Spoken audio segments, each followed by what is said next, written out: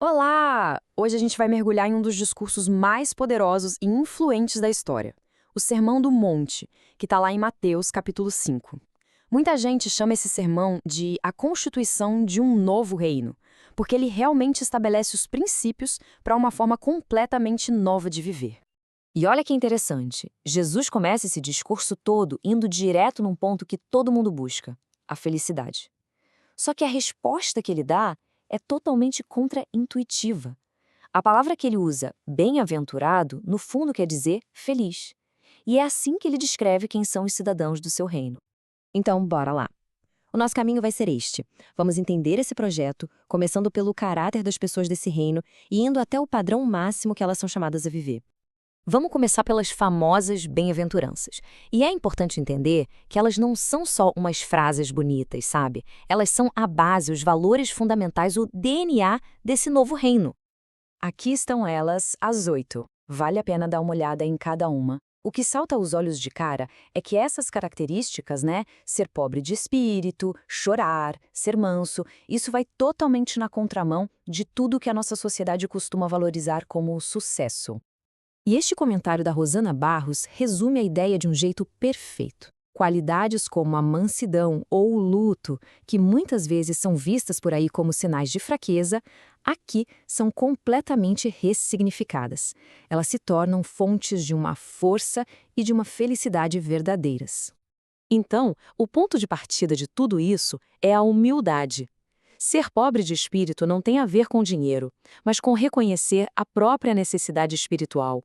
É a consciência de que não dá para viver essa nova vida com as próprias forças. Essa é, digamos, a porta de entrada para o reino. Ok, agora vamos avançar um pouco. A gente sai do caráter interno da pessoa e começa a ver qual é a influência dela no mundo lá fora. E aqui vem o chamado bem claro para a ação, para se envolver com o mundo e não para se isolar. A ideia tem um efeito positivo que transforma. Pensa no sal. Ele preservava a comida, dava sabor. A metáfora é essa: influenciar a sociedade para melhor. Só que junto com o chamado, vem um aviso bem sério. Se um seguidor perde essa característica que o diferencia, ele se torna ineficaz. É como um sal que perdeu o salgado, não serve para mais nada. E a outra imagem que ele usa é a da luz, e o ponto aqui é brilhante. O propósito dessa influência não é a autopromoção. A ideia é que a luz brilhe de tal forma que as pessoas vejam as boas obras e a glória seja direcionada para Deus e não para a pessoa. Tudo isso nos leva a uma pergunta fundamental. Afinal, Jesus estava vindo para cancelar as leis antigas, como os 10 mandamentos, por exemplo? A resposta que ele dá é um não bem direto. Ele não veio para apagar a lei, mas para cumprir. O que isso significa? Significa mostrar o sentido mais profundo, mais completo da lei, revelar o propósito original dela. O padrão, então, não era só seguir regras externamente de forma meticulosa como os fariseus faziam. A meta era buscar uma justiça que fosse muito além disso. Mas além como? Era algo bem mais profundo. E é aqui que ele aprofunda a lei de uma forma radical. Ele muda o foco. Sai da ação externa, daquilo que se faz, e vai direto para a motivação interna. Vai para o coração. Vamos pegar o exemplo do assassinato. Jesus vai na raiz do ato, que é a raiva. Nesse novo reino que ele apresenta, a condição do coração, a intenção, é tão importante quanto a ação em si. Não se trata só de não matar, mas de lidar com a raiva que pode levar a isso. O mesmo princípio vale aqui. A lei contra o adultério é expandida, não é só sobre o ato físico. O problema, segundo Jesus, já começa bem antes, no pensamento, no coração.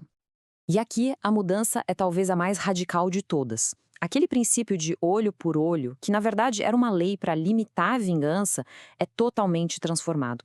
Vira um chamado para responder à injustiça com graça, abandonando completamente a ideia de retaliação. Todos esses ensinamentos vão se afunilando, culminando em alguns dos mandamentos mais exigentes e revolucionários de todo o sermão.